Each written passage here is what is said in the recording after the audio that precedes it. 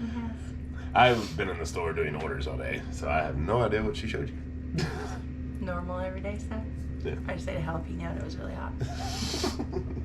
So I'm struggling a little bit. She does that to herself often. They're so good. I can't resist. Yeah. So homeschool went well today? Yeah. Nice. Wyatt's still finishing up. So a few things. Sometimes they link up and do it at the same time. Sometimes it just doesn't work out that way. I don't make them wake up at the same time. Right. They have different like routines that each one of them does, and it just depends on the day whether they're doing it at the same time or not. It's a blessed thing for homeschool because yeah. you know, as adults, you have your morning routines, the things that make you click, the things that you know that are going to set your day off on the right step, and it's so awesome that we can allow our kids to do that. Yeah. So Raylan finished basically right at lunch when I gave her food, and then Wyatt is still going. He ate his lunch. Also, they don't eat the same things all the time. I know people are going to be like, so Raylan had a square pizza today. That's one of the kids' favorite food. Wyatt had one last night, and he knew that. So when he saw her get the square pizza, I was like, don't even. He was like, I'm not going to complain. I know I had one last night. Yeah, they don't do everything exactly the same. And dinners usually really are only as closely formed together meal that we're all doing the same thing. Breakfast and lunch, because, well, like for her and I, our guts. Like we have to choose wisely what we're doing in the mornings, depending on what our day looks like. So I had a bagel this morning. Yeah, I had she has Thrive, and she got these like little oatmeal bite things, really oatmeal chocolate things. Really good, and it's very small. It's just enough to give me enough little protein to get the day going. And then I didn't eat lunch, and then we'll have dinner at 5 or 6. What are we having for dinner? We're having Korean rice beef bowls. Korean rice beef bowls. Yeah. All right. It's ground beef, and I struggle so much to come up with recipes for ground beef, but that's what we're doing today. Cool. And we still have plenty of ground beef from our cow, so that'll be good. And you all stick around for that. Yeah. Okay, so we were bottling up a bunch of tinctures now, and there was like one comment that somebody wanted to see kind of this process and how we do it. So right here is our gallon that we've been doing. This one's Chase tree berries.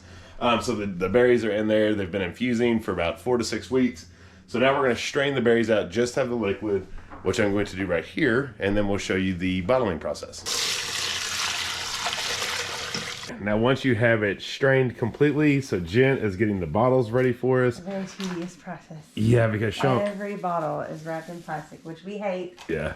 I hate that it's this way, but it's for protection, it's for sanitation, it is what it is. So we just have to deal with it, and then we have to individually unwrap every single one, take the lids off, put them in a pile, line these up so that it's easy for us to get them without having to touch too many things. Yeah. It's just the whole process. But these are little 2-ounce amber bottles. And we do amber because tinctures need to not be in direct light. So you get a dark colored bottle. That way it's going to help with some of that light and sunlight and stuff like that would happen. But yeah, you can do it in any size, however you want to bottle it. Obviously, we sell ours, so that's why we chose 2 ounces. But you could easily put this just in a mason jar, right? You could just put it in a mason jar, put it in your cabinet for personal use or whatever you're doing.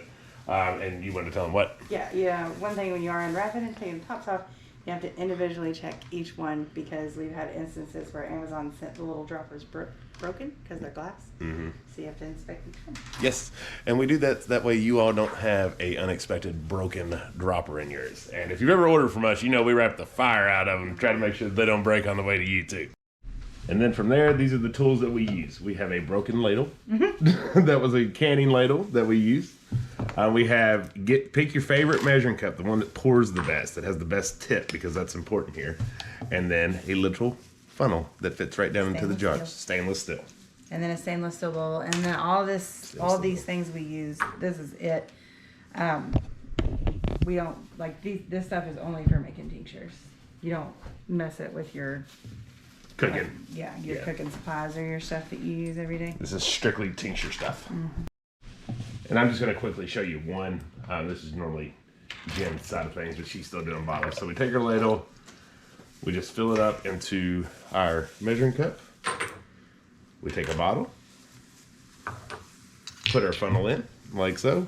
And if you, one thing that we've learned, you have to kick the funnel to the side a little, like that, so it'll pour well. If you do like that, it's like sealed and it won't go down like you want it to.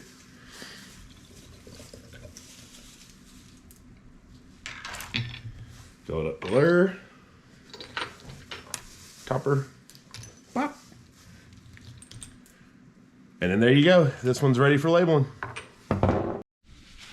So if you've ever wondered if like some factory with those little things that like drop the bottles and the assembly line moves to the next bottle, no, it's just us. Sure would be nice. But that's why sometimes your labels are crooked, you know, things are like that, because it is handmade. Mm-hmm. And even sometimes we let the kids help label, and that's you know, to get them involved in it. But that's part of why things are crooked. But we're gonna get these bottles, and then we'll show you the next step from there. All right, we're all bottled up, and this is pretty basic. She's got the front label. I've got the back label. Front's the best. I don't like doing the back because then you have to line it up with the front. Yeah, you try to get it spaced out. As you can tell, I didn't do great on my spacing. You see there to there. Mm-hmm. But we do our best.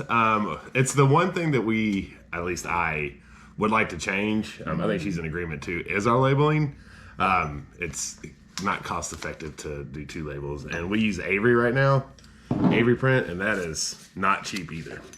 Yeah, there's so many things I want to change about our labels, but I know if we do that, it's going to put a lot of people in a state of confusion, and I don't want to do that, so we just keep putting it off. Well, confusion, and I mean, that's a lot of time and effort. Like we have to change every picture that's on our site to the updated labels. We have to create new labels for a lot of products. You know, it's not. It's like, oh, poor us, right? It's not a big deal, but it is time, and we have to think about our resources of just her and I. And so it's just been one of those things that we will get to. Right now, we're just in the season of trying to keep things in stock for you all. Mm-hmm. So if you are curious on what we have gotten completed so far today and what's back in stock in our store, we've gotten hibiscus flower done, which is great for immune boosting, lowering your blood pressure, all kinds of other health benefits. This is chase tree, which is good for women's health, reproductive system, menopause, PMS, all the stuff. Every woman needs it. Every woman needs it.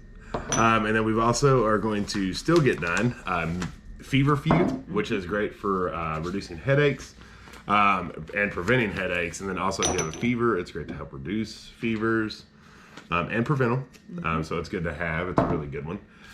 That's like the easiest name, feverfew, but it also does headaches. And then lastly is milk thistle, which helps prevent liver and gallbladder disorders, along with helping milk production if you are pregnant and lactating.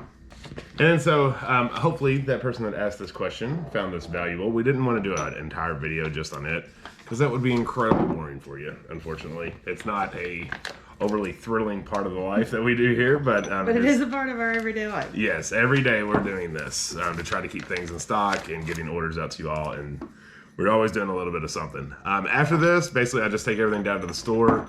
I get things on the shelves. That way it's easy for us when the orders come to just grab it right off the shelves, get in the orders, and get them out to you all.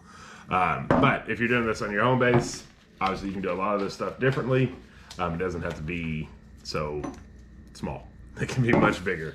The biggest thing when you're doing this is just make sure that you're looking up how much to take, what to take. Ask your doctor if you're uncertain in certain areas. Especially if you're already on medications.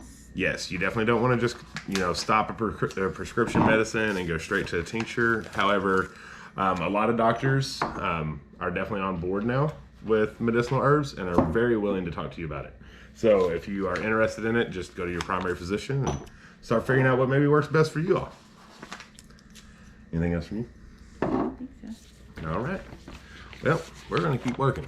We'll see you at dinner. Until dinner. Yeah, look at my hair. Lordy day. I'm going to say something, but... Appreciate it. Gosh, it's cold. Stocking cap head. All right, it is a little later in the day. No, not much. Like an hour, maybe. Busy days when you have a small business, but it's good. Keeps us young, hopefully. But now it's time for dinner. What again are we making? Remind everyone. I can't get in the right order, but it's Korean rice beef bowls or Korean beef rice bowls. What's that? Did you see that?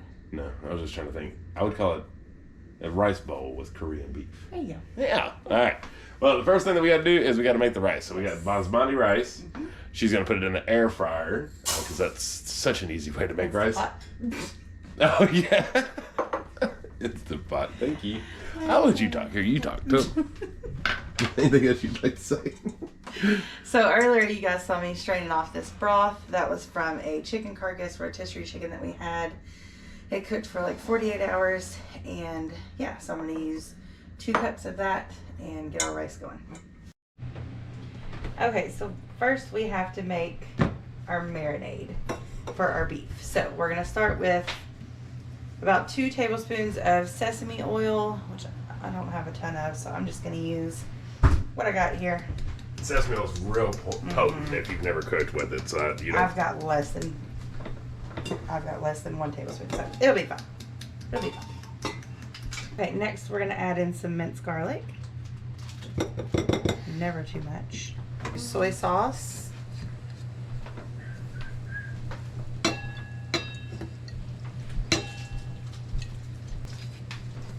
Less sodium, always. Oh man, I should have used that one first. Okay, I'm just gonna pour the rest of this in here. I need to get rid of this one.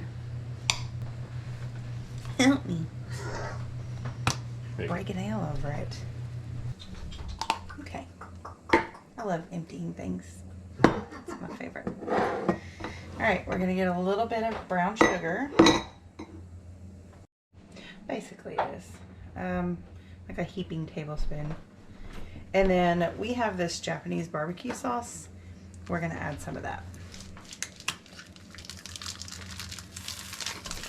It's really good stuff. We love it. Yeah. It's really sweet though. Stir it up.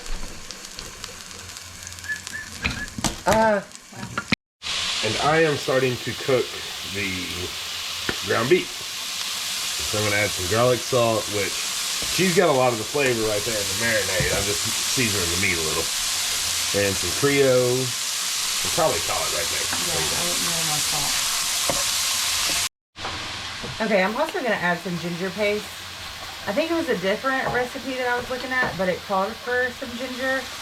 And I love ginger. Can't go wrong with that. If it's an Asian meal, it's going to have ginger. Yeah. If it doesn't, it's wrong. So we just did taste test off camera. It was really good. Wasn't it? Delicious. Delicious. Cannot wait. So excited. God, that's so cricket. Okay, while he's doing the beef, I'm going to go ahead and we need to put the marinade over that. You ready for it now? Yeah. I'm going to go ahead and make the sriracha mayo. Alright, well let me show you what I'm doing anyway. So our beef is pretty close to being done, so we're going to go ahead and add this marinade into it so I can finish cooking with it. Your primary thing there is like the brown sugar, stuff like that. You want it to melt and get in there, so you want to let all the flavor soak in. So this will nice and thicken up in this beef. Okay, so for the mayo, we're going to use Duke's mayonnaise. It's our favorite. Just a big, dollop of mayo. You can do more if you want to have more for later. You can do less if you don't want to have as much. We're just going to do enough for this meal, and it'll probably be enough for leftovers too if we have them. Then you're going to do sriracha. So that's pretty much to taste. You don't want to get it too hot if you don't like spicy stuff. We love sriracha and we love spicy stuff, so we'll taste that and see how it is. And then ideally lemon juice from a fresh lemon. I don't have any right now, so we'll just use some fake lemon juice. It's not fake, but you know what I mean. It's not fresh. And then salt to taste, and then stir it on up. Let me taste it. Okay.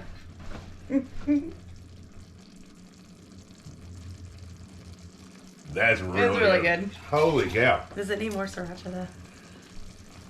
I think you can add more sriracha to taste. Okay. I think that is spicy enough for on our own. Yeah, you can add a little extra sriracha if you want to. That is good. If you haven't made sriracha mayo, holy, it's the lemon juice. We get it in a burrito too. Oh, damn good. Damn good in a burrito. It's that lemon juice, so that little zing. It is, yeah. Yeah. It just hit me. That is spicy yum yum sauce. Yeah. That's what it is.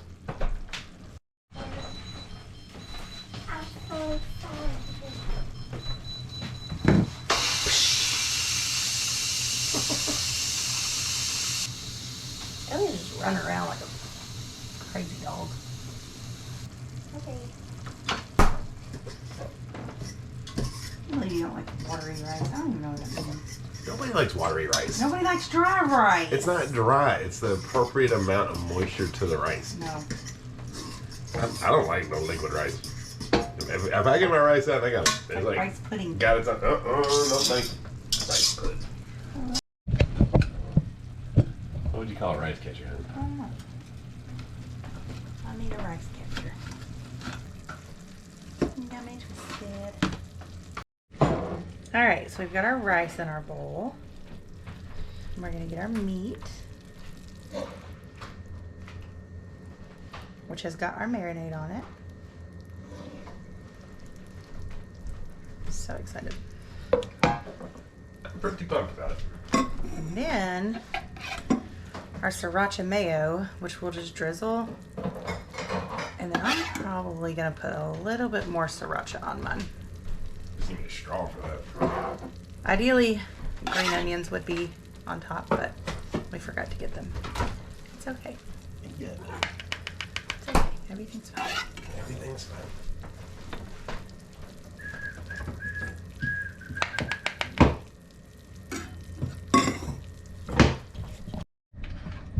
Be the taste test, man. A taste test.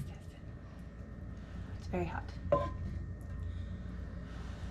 I'm scared. Very sensitive to heat. She ain't playing. Big time. I really am.